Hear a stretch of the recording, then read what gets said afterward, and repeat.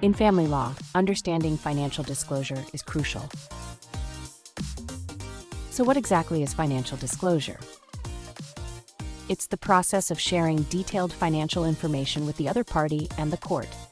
Think of it as revealing your financial snapshot: income, expenses, assets, and debts.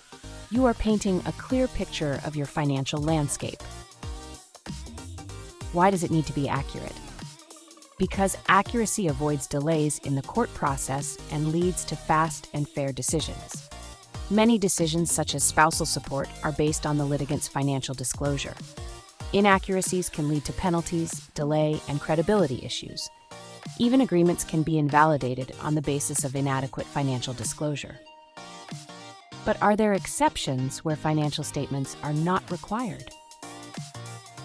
In certain situations where the case only involves child support, no spousal support or property claims, and only the table value is being sought, a financial statement may not be required. Notice of assessments by CRA might be enough to determine the table amount for child support. Spouses can agree that financial disclosure is not necessary. How do you choose the right form for financial disclosure? It depends on the claims being made. You use Form 13 for support claims and Form 13.1 for property and support claims.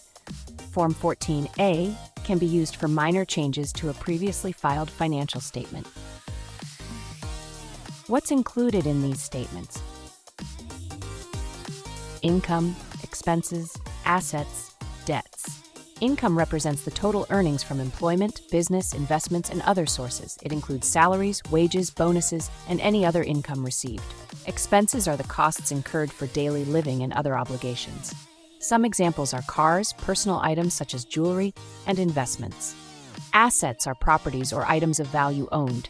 Debts represent money owed to others. Examples include car loans and mortgages. How is income determined for an employee? Use the tax return line 50,000. And for the self-employed spouses, their income often has to be imputed. What is income imputation and when is this necessary? When the court assigns a different income number to the number shown on the notice of assessment. Self-employed spouses have access to more money than the income declared on their notice of assessment. Income can also be imputed if a spouse's reported income is less than it should be. In other words, your spouse might be qualified for a high-paying job but are deliberately underemployed. Factors like age, education, skills, and health are taken into account before a judge will impute income. For self-employed spouses, one must examine the financial statements for the company and separate personal expenses from business expenses to determine their income for support purposes. Personal expenses, which are expensed through the business but are normally paid for by the spouse, e.g. cellular phone, can be added to the spouse's income. As well, business profits available to the spouse can also be added to their income. The imputed income figure, which accurately reflects the income actually available to the spouse, will be used for child or spousal support.